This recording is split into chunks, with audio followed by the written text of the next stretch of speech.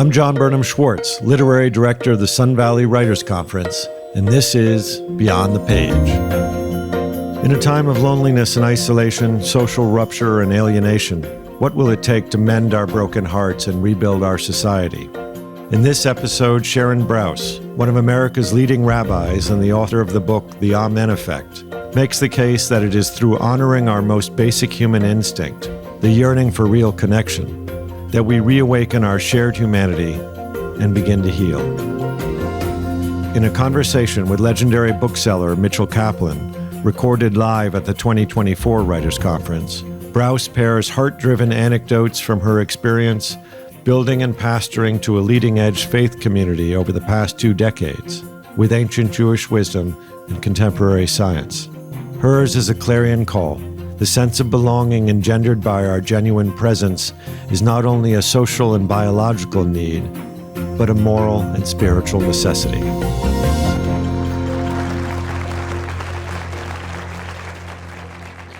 And so I just thought I'd kick it off a little bit by framing the book, but we're going to go in different directions as well.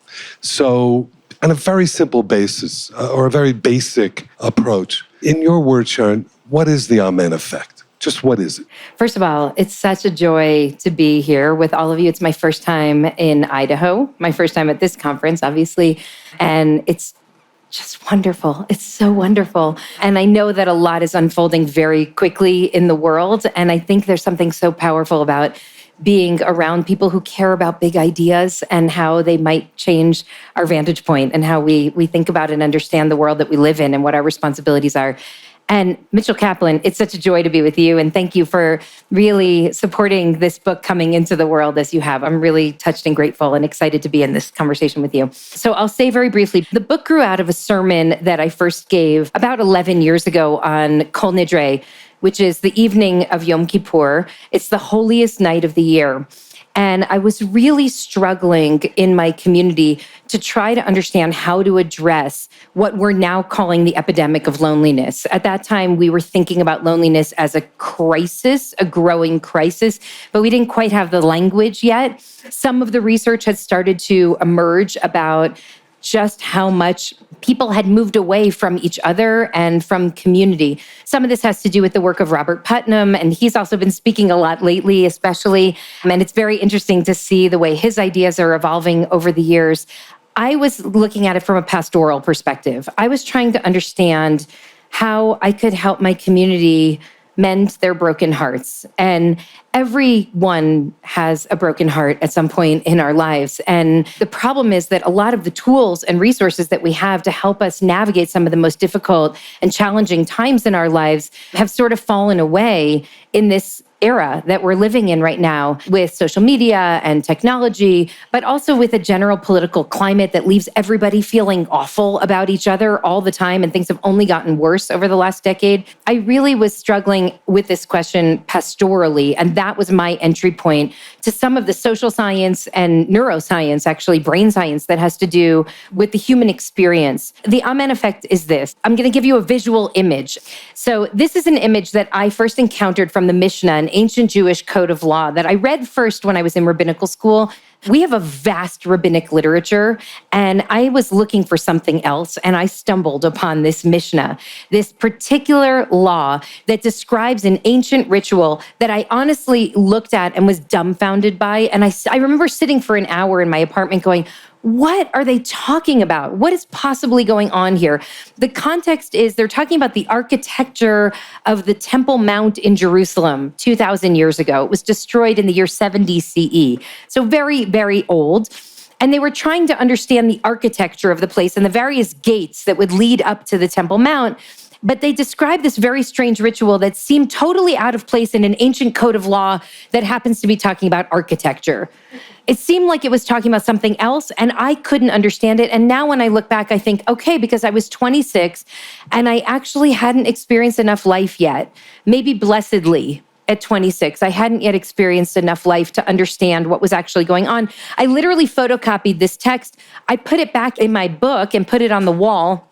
And 10 years later, after having a bunch of kids and a bunch of miscarriages, after naming babies, after burying a lot of people, after standing with people under the chuppah, under the wedding canopy, and also helping people through divorce, I accidentally pulled that book off the shelf. And the piece of paper came like fluttering out in slow motion, And I looked at it and said, oh my God, this is actually the essence of life. And this is what the Mishnah says. Okay, I know that's a big claim, but I think I can stand by it. Maybe you'll believe me at the end of our hour together.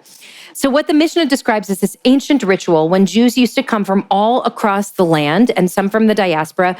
They would go up to Jerusalem and they would climb the steps. It was this big festive celebration on the pilgrimage days.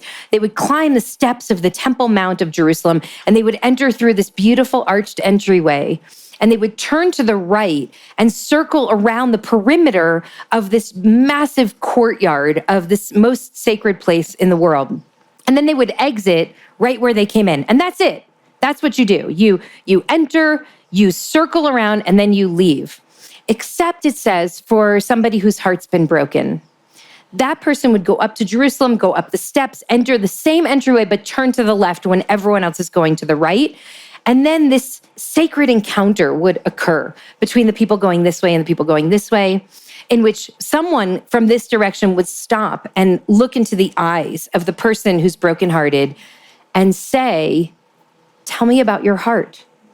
In the ancient Hebrew, the words are malach. What happened to you? Malach. And this person would answer and they would say, I am grieving because my loved one just died, or my partner just left. And I had no idea this was coming and I feel completely off balance, or my kid is sick, whatever the pain was that they were holding. And the person coming this way would bless them. Not the priest, not the rabbis, the person who came up for pilgrimage would offer them a blessing. And they would say something like, may you be held with love as you navigate this difficult chapter in life. May you be surrounded by love as you navigate treatment for your illness. And that's it. Then they would keep walking and they'd leave and they'd go out to dinner.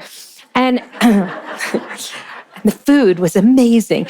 And I realized as I sat there studying this text, now having encountered life, a little bit, that the power of it was that all of the characters that were enacting this ritual actually were doing exactly the opposite of what their instincts were telling them to do. The person who's brokenhearted does not want to walk into a room where there are hundreds of thousands of people walking in the other direction. I've talked to so many people who've described their grief as it feels like the whole world is walking one way and I alone am walking the other way. Nobody wants to be in that situation. It's so painful. And yet, that's exactly what they're called to do. And they're told when you go, you don't get a pass just because you're grieving from going up to Jerusalem. And you don't get to turn to the right and pretend you're like everyone else, because you're not. Because your instinct when you're hurting is to just try to blend in and be okay. And people come in my office all the time and they start to cry and they say, I'm so sorry, right? Like, we don't want to fall apart, but sometimes we have to fall apart. And this ritual creates a safe environment for us to fall apart, knowing that we will be held with tenderness and love by someone coming in the other direction. And the people coming in the other direction, the last thing that they want to do is actually pull away from the whole crowd that's moving en masse together as one and go take care of some stranger they don't know who's like crying and coming in the other direction. And yet that's exactly why they're there. And so I essentially made this argument to my community that the way that we respond to the loneliness and social alienation and isolation of our time, which is breaking our spirits, which is harming our bodies, and which is endangering our democracy right now, is we have to turn toward each other when every instinct in our bodies is telling us to pull away from each other. When everything is saying, I'm not talking to this guy, no way. Or I am never gonna talk to her again. Did you see what she wrote on Instagram? Did you see what he said? Do you know who he's voting for? We're done. And we have good reasons for wanting to pull away. And yet the ancients are saying to us, that's exactly when you have to turn toward each other. And so most of the Amen effect is actually about figuring out how to open our hearts to the brokenhearted when it is totally counterinstinctual, and how to open our hearts and let ourselves be held when we're the brokenhearted. And then at the end of the book, I talk about how that work translates not only to when the person coming in this direction is brokenhearted, but when the person coming in this direction is ostracized from community, is alienated or marginalized from community. And in the mindset of the ancients, it was because they did something to deserve it. You don't get ostracized unless you really committed wrongdoing against the community. It was super serious. It was one step short of excommunication. So when you're excommunicated, you're done for life. Like you probably read and heard about like these very harsh traditions, but like no one can ever engage you again. One step short of that was something called nidui. And someone was put into nidui when they had committed grave harm. You don't invite them for dinner. You don't talk to them. They don't come to the conference. They don't sit near you in the library. They're not allowed in. But they go up to the sacred place on the most sacred days. And when you see them, they walk in the direction of the brokenhearted. And when we encounter them, we don't look away. We look in their eyes and we say to them, tell me about your heart. What do you see from your vantage point? Which feels to me like a great challenge from the past, saying, even the people who've caused you pain, even the people whose words or deeds have hurt you, they're still human beings. And they're a lot like the brokenhearted people around us. So can we challenge ourselves to see them in their humanity and to see the pain that they're also carrying, and then also to bless them precisely at the moment that we want to curse them, to bless them. To say something like, by the way, the rabbis are funny. They're actually literally funny. And they say things like, one rabbi says, you should say to them, may your community find a way to open its heart and embrace you. And the other rabbi says, you say, may you find a way to figure out how wrong you were so that you can change, so that you can be re-embraced by community. But the point is, either way, they get a blessing. And so what would it mean for us to take seriously the charge to see each other in the fullness of our humanity, in sorrow, in celebration, and in solidarity? And how do we change? And how might our collective change if we were to take that message seriously? When I gave the sermon 11 years ago, I said it was the holiest night of the year, Kol Nidre. And this crazy thing happened afterwards that was kind of unplanned, but everyone stood up, like kind of naturally stood up. And we started to sing Bridge Over Troubled Water. And there were 1,000 people in the room. Everyone was crying. And I just felt like something shifted. And then we saw how people change. Like that sermon basically becomes chapter 1 of the book because my very smart agent said, that's the book. That's the book. But I started to notice how people started showing up for funerals of members of the community that they did not know. And they started showing up for hospital visits. Someone would have a baby and they'd go over with a basket for Shabbat, even if they weren't friends, and just putting themselves in each other's lives in this really beautiful and tender way. And I think it changed us as a community. And I think it actually has the power to change us as a society, because so much of what the pull is inside of us right now is like retreat, retreat, retreat. And this is saying, take note of that instinct and then do exactly the opposite. You answered my next question. You're talking about loneliness and how we need to really develop a sense of empathy. So the idea is, what is the practice to get us to that point? And I guess it's showing up, in a sense, which is that practice, which will incrementally get us to a point where we're seeing each other in a much more empathetic way.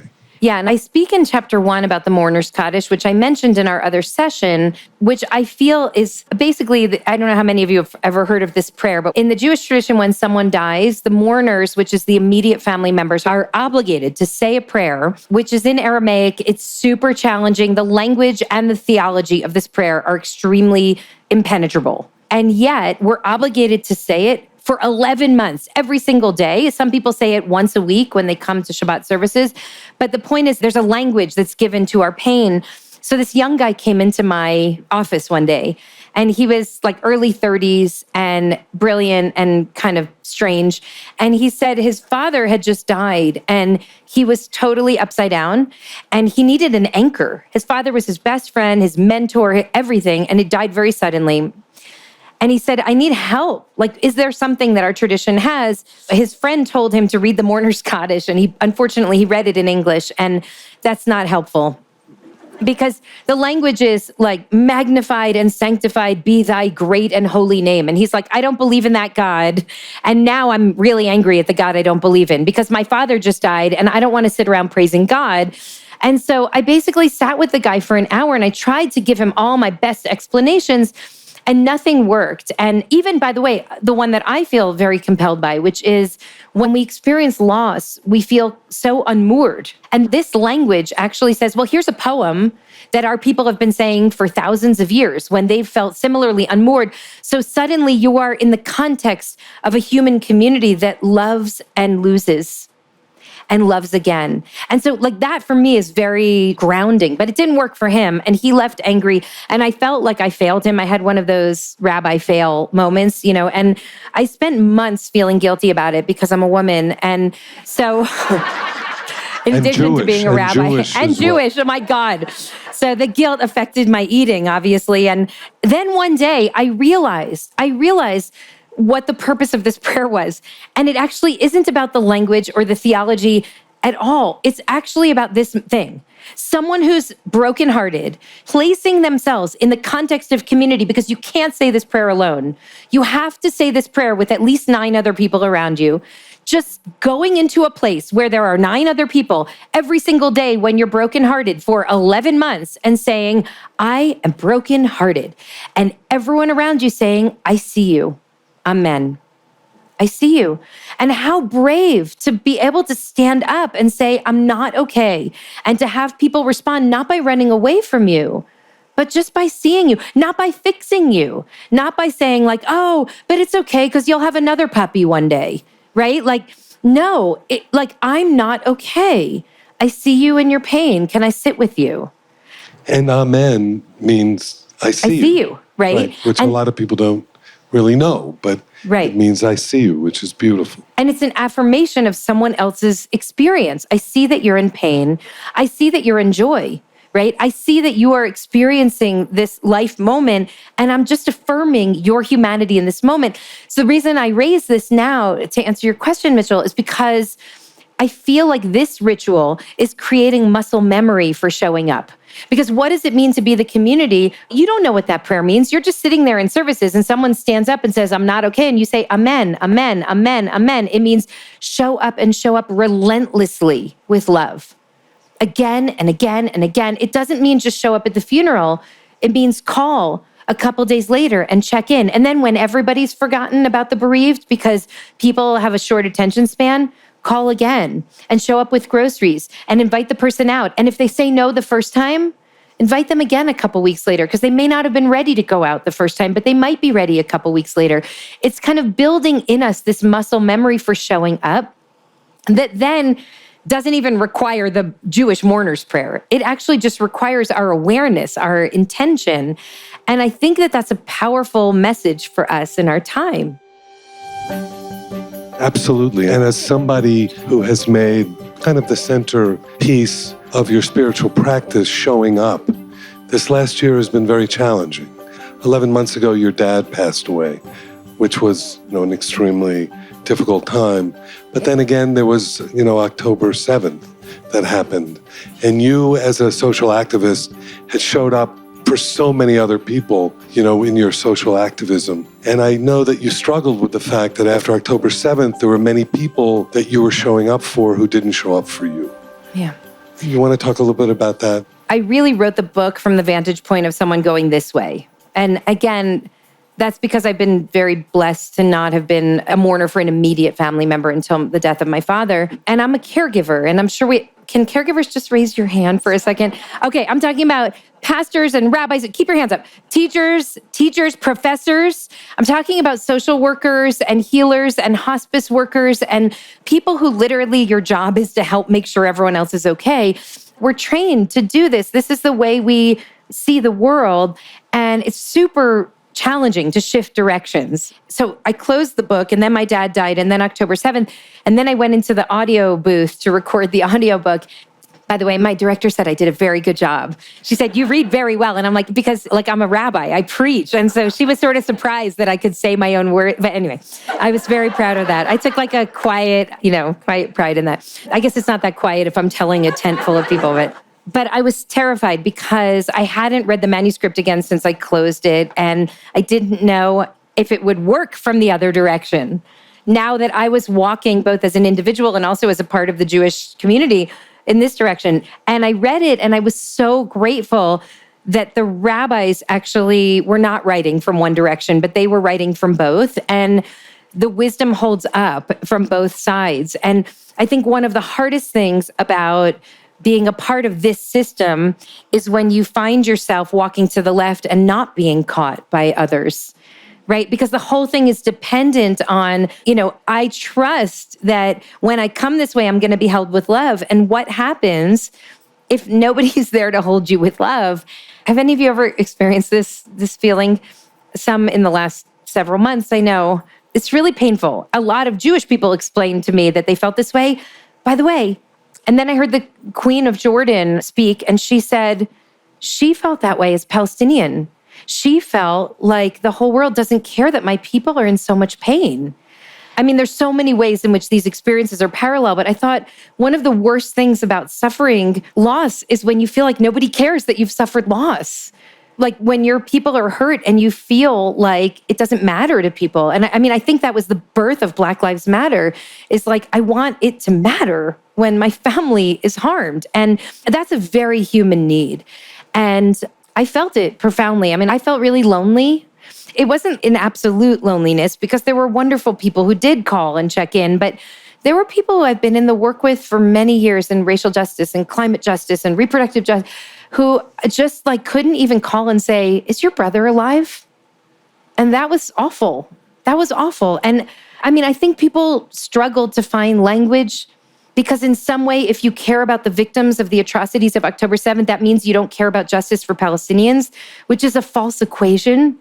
But there weren't enough people saying that publicly. And so people got confused. So what I really focused on during those early months is what happens when you're walking to the left, but you're not being held? And here I realized that the answer to that question was in chapter 1, where I share this story. There was a terrible tragedy in the community 5 years ago. A beloved family in our community was driving to Joshua Tree for a weekend away, and they were struck by a drunk driver. She was drunk and high and driving over 90 miles an hour, no headlights on a mountain road at night. And she struck their car and both of their kids died.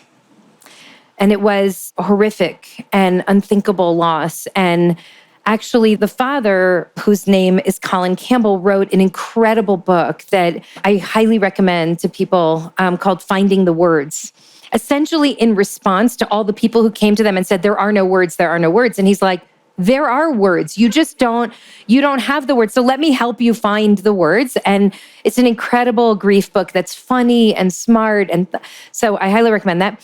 But this was a horrific tragedy, and it actually kind of put our community to the test in some ways, because I have to say nobody wants to go near that house of mourning, because it is the most terrifying thing that we could encounter, which is do I want to get that close to someone who's lost everything? Because then it makes me think that I might lose, God forbid, I might be that vulnerable too. And the community packed into that house. Night after night after night. And I was so grateful and moved. And Colin writes in this book about how he's not Jewish. His wife and kids were Jewish. And how Jewish ritual helped him survive. The community showing up is actually what helped him survive this terrible loss. And so the reason I'm mentioning it now is because just 6 months after that terrible accident, we had another horrific accident in the community, and another young person was killed in a senseless, horrific tragedy.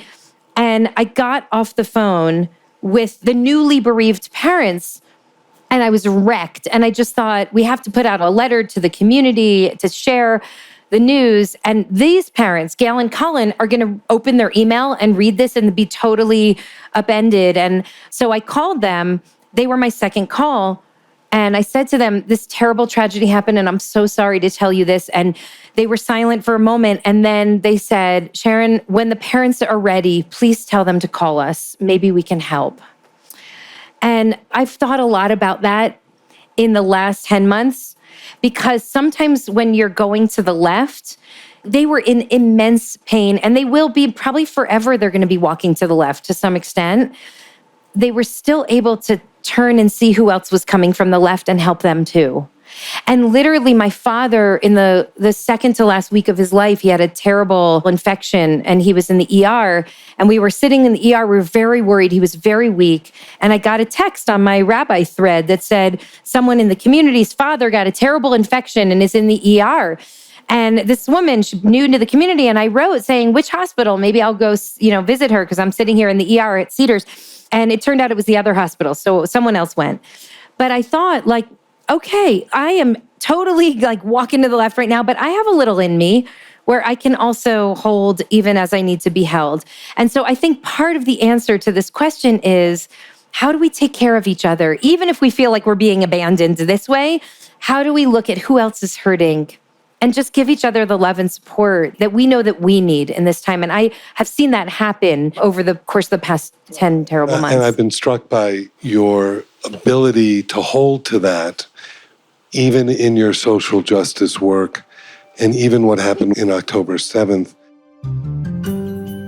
Talk a little bit more about your recent trip to Jerusalem, in which you were, working with Palestinians in terms of their walk to the left, in a sense. I just got back on Wednesday from about 3 weeks in Jerusalem. The trip was, I can't overstate the level of trauma that people are experiencing right now on the Israel side of the border. I didn't go into Gaza, of course. We're not allowed to do that. But I did go into 3 Palestinian villages in the West Bank. And I spent most of my time in Jerusalem, in West Jerusalem and a little bit in East Jerusalem with Palestinians. And the first thing I'll say is, for many Israelis, today is October 7th. I think that the rest of the world kind of quickly moved on. And for many Israelis, until every single hostage is home, it's October 7th. And I was really struck by that, being there. The hostages are everywhere. I mean, they're top of mind for everyone. And it's because they're right there. I mean, they're a 40-minute drive from Jerusalem. So you sit down at dinner to have a meal, you have to think, what are they experiencing there right now? So that mindset is everywhere. And there's great trauma. There's great uncertainty about the future. And I think that people sometimes underestimate how traumatized the Jewish psyche is. One of my teachers, Rabbi Harold Schulweis, once said, the Holocaust is the dominant psychic reality for every Jew. It doesn't matter if you're religious or secular or that story is so fresh and so all-encompassing that it doesn't matter if your family was survived or if you came from another land. That narrative is now built into the psyche. I really felt that very profoundly because, everyone says October 7th was the worst assault since the Holocaust. And what that means, the Jews are in a very different place now than we were in, 1944 in terms of power and ability to protect ourselves. But it feels to many people there like we are just as disempowered as before because there's an echo of a terrible past. I will also say that I know that for many Palestinians, they also hear the echo in the retaliation on Gaza of their core trauma of the Nakba. And so what I experienced both in speaking with Israeli Jews, including my family and many other Israeli Jews, and speaking with Palestinians living in the old city of Jerusalem and living in the West Bank, is that these are 2 deeply traumatized people. And when we are living with trauma and grief and fear, which is what I think we're all holding, and certainly they're all holding because they're much more proximate there to the pain, we're not our most empathic selves.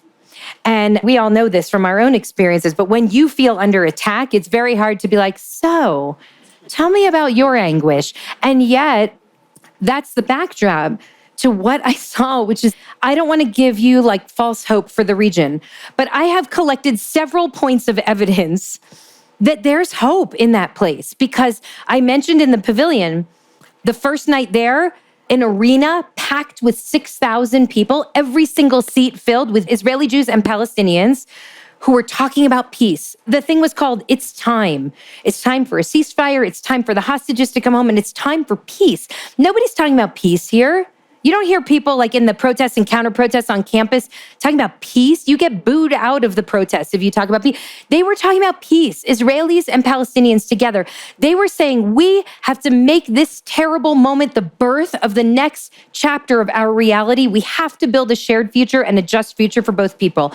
That was incredible. I spoke with the Palestinians in the West Bank who are now facing extremist settler violence, vastly accelerated since October 7th, who are talking about how the Israeli Jews come and sleep in their villages to protect them from the Jewish extremists who are coming in at night, and how it's transformed their understanding of who Jews are. I mean, there's hope everywhere there. And I keep thinking about the mother of Hirsch Goldberg, Poland, Rachel Goldberg. Some of you have heard some of her words. By the way, there are 8 Americans who were held hostage there. This is an American kid who was taken captive by Hamas. He's the one whose arm was blown off when he was pulled out of the bomb shelter where he was trying to take refuge. And I don't know if you've seen this, but she wrote a poem imagining a future where she's sitting with her Palestinian best friend, and they're both grandmas, and their teeth are yellow from drinking so much tea together, and they're watching their boys play with their own children in a future that they've built together. So I want to say that there's so much pain, and even from within that pain and trauma and anguish and fear, and I don't want to be Pollyannish about it, there are people on the ground, Israelis and Palestinians, who are right now dreaming of a better future. And that's because they look at each other and they see a brother and a sister. They don't actually see an enemy. They see a human being. And I feel like this is our core challenge right now. Can we look at one another and see each other's humanity and let the other see our humanity? Maoz Inon is one of the great peace activists in Israel now. You never heard his name before October 7th. Both of his parents were murdered on October 7th. And he said, I had to make a choice. Do I want to live the rest of my life in rage? Or do I want to build a different kind of future for my kids? And he befriended this Palestinian peace activist called Aziz Abu Sara. And he said, I lost my parents and I gained a brother. That's a choice. If he can make that choice, how can we not make that choice? Like, I look at the kids screaming on the college campus, and it's like, really? Israelis and Palestinians on the ground are saying, we need to end this war together. We need to bring the hostages home together. We need to build a better future for all of us together. So where's the together here? And what do we need to do to change the conditions so that we can create that?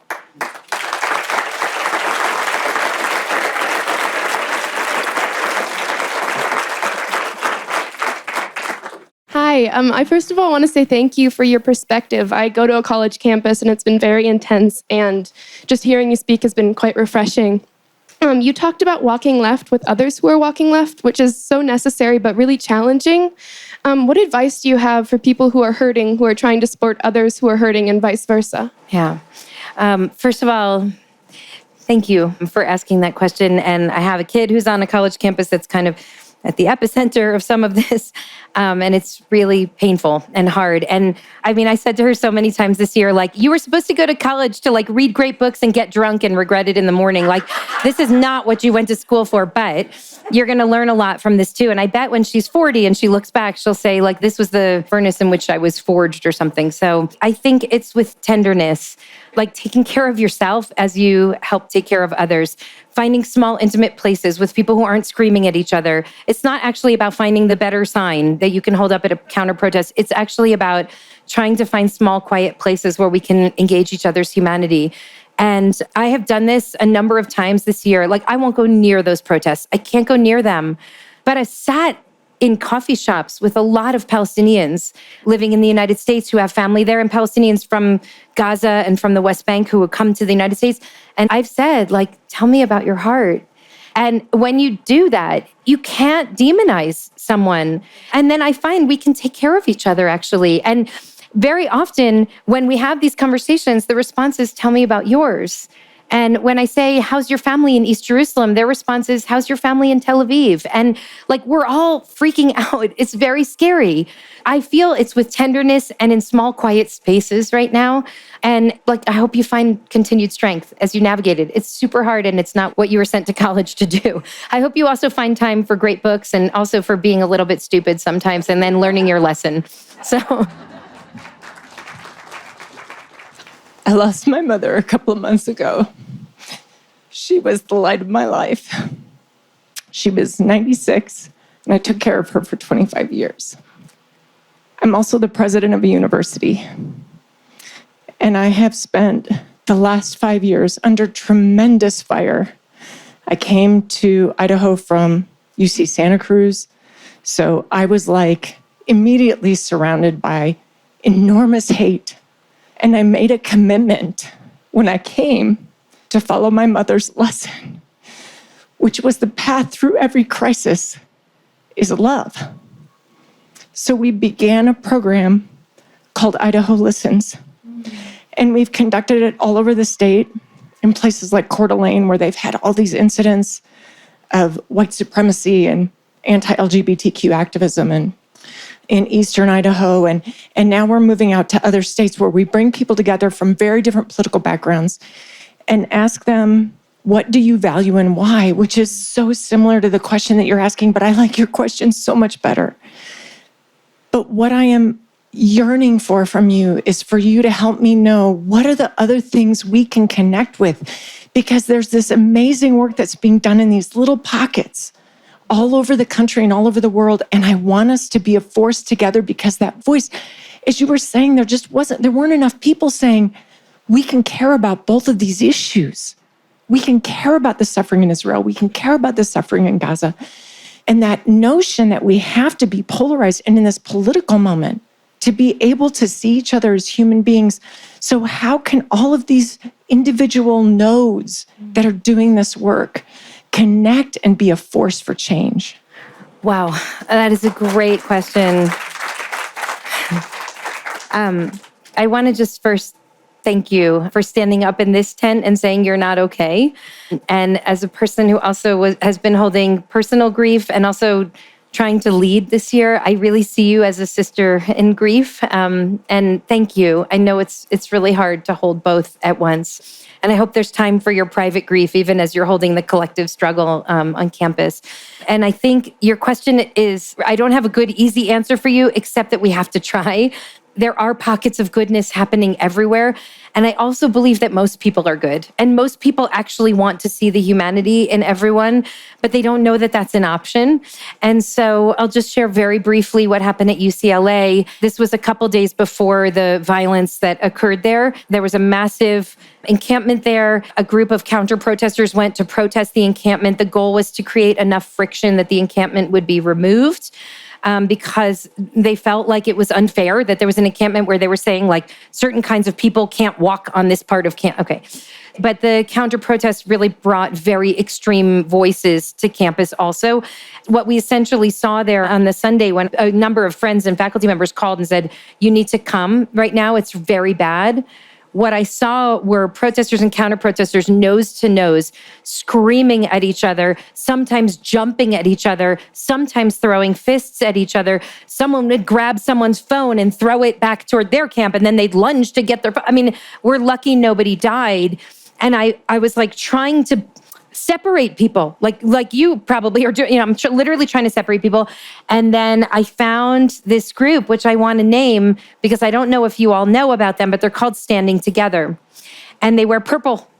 And they are Israelis and Palestinians who are working together on the ground in Israel to build a just and shared future, because they know that there are 7.5 million Jews and 7 million Palestinians living in that place. And it's a tiny sliver of land. And this isn't going to be a winner-loser situation. Like if they're going to live together. And I found this group and we pulled away for a moment and started to strategize. And then we went back in, and these are Israelis and Palestinians and their supporters in the US. And this Israeli kid called Mikey, who's a student there, takes the bullhorn. And we push in between the crowds at each other, and he starts chanting, in Gaza, in Tel Aviv, all children deserve to live. In Gaza, in Tel Aviv, all children deserve to live. And I literally saw this with my own eyes. On my right-hand side, the protesters start to clap and say, in Gaza, in Tel Aviv, all children deserve to live. And on my left, the counter protesters start to say, in Gaza and Tel Aviv, all children deserve to live. And I thought, what the heck is going on here? Like, they did not know that that language could be afforded to them. They did not know that language was available. And so I feel like I don't know how to answer, how do we network all the good guys who are doing all this work? But I'm telling you that once we give people an expanded moral horizon, they will take it. Because people want to live in a world in which children in Gaza and Tel Aviv all deserve to live. And so I think our job is stretching people's imagination so that they can see something that they did not know was an option. Because on the pages in the op-ed section and the people screaming the loudest on the lawn aren't offering that option, but we can. Anyone can. And so I feel that's our work right now. In your mother's memory, with love, let us do that work.